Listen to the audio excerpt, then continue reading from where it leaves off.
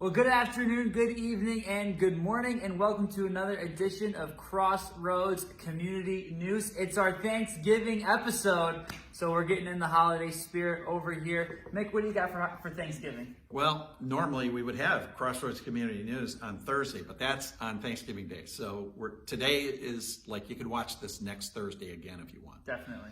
And that weekend, the Sunday after Thanksgiving, has traditionally been our weekend to kind of have people share what they're excited about, what they're thankful to God for that He has been doing in their life in the last year, or whatever you're thankful for. Yeah. And because of that, there's confidentiality involved. So we don't stream that service. We won't be streaming the service. And so I would say if you normally watch online at home, if you can come, that would be a good weekend to come. And take advantage of a really special weekend in the life of the church.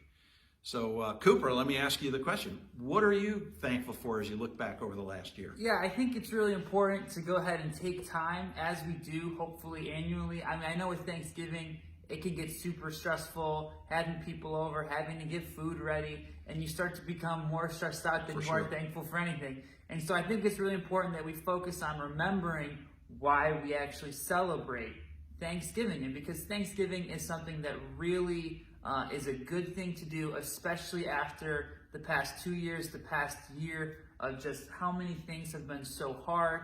And for me, I know it's kind of a forgotten spiritual discipline, isn't it? It is. We're so much more natural to complain and see the half-empty part of the glass.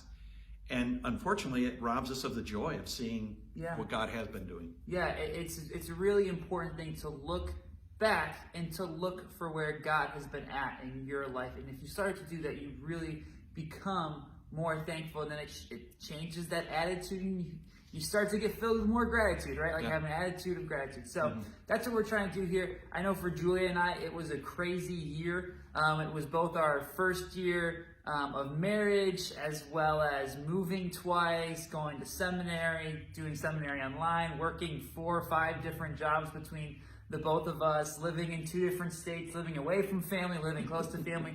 So there's been a whole lot, and there's been a lot that's been hard, there's been a lot that's been confusing, but there has been so much that we have been thankful for, that I have been thankful for. Of that, I would definitely say I am very thankful that God brought me and Julia here back to Crossroads in a church where I grew up as early as He did, and as early on in my life as He did, that we had that time to go away and kind of establish ourselves in our marriage, but then that we get to come here and start to be a part of the community that we look forward to being a part of for hopefully the rest of our lives. So that's been awesome. Well, without this sounding too like scratch your back, I'll scratch yours. I mean, one of the greatest things I'm thankful for, Cooper, is the same thing, that God would lead you. And I really feel like He kind of individually led you as He was individually leading us as a church to have you come back and contribute the way that you have. Also, Allie being part of our team, another very energetic young person to join our staff and lead our next generation and global ministry teams. And I just can't help but thank God for the way that your perspective, Allie's perspective, is in the process of helping us keep connected to the emerging generation in a way that we probably couldn't do without your perspective, and how grateful I am to God for that. I can't help but thank God for the financial additions we've received to keep our ministries going here at the church. I know that people have been sacrificial in their giving, not only for the building fund, which is an obvious huge thing, but just to keep our staff going, to keep doing the ministries that we love to do here as a church and we believe God's led us to do. Things like the after-school program that really tells our community that we care about your needs of kids being home without supervision in the afternoon.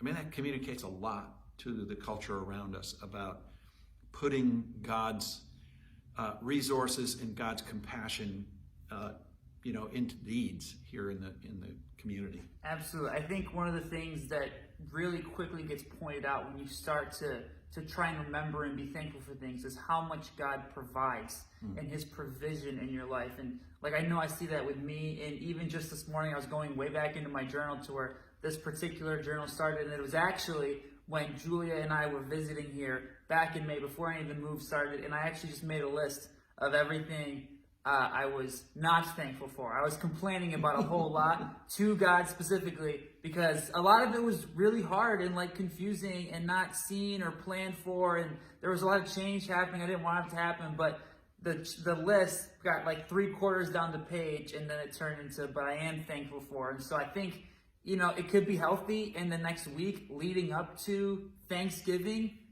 Go ahead and come to God with those things that you might find frustrating right now and get that all out to him so that when Thursday rolls around next week, that turns into Thanksgiving. I know we see David when he writes a lot of the Psalms. When he starts off, he's right and he's mad at God and he's complaining and things are frustrating. And that's okay because God can take that. But then it ultimately turns into, but I am thankful for this, and this. And you'll begin to see just your entire outlook change on so many different things in your life because you do see that even though it can be hard and confusing, God is at work in your life and he can provide in the craziest of ways. Yeah, that week when we have our sharing time, we're going to look at Isaiah chapter 12 as it's the last part of this series, and it's going to be a very brief devotional kind of message, not a full sermon.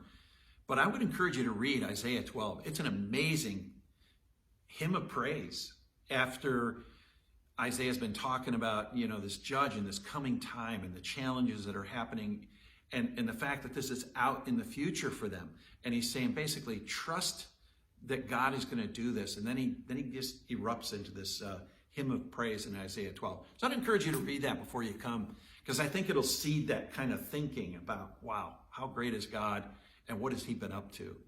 And so with that coming, we wish everybody just to have a great time with your families, with your extended friendship circles.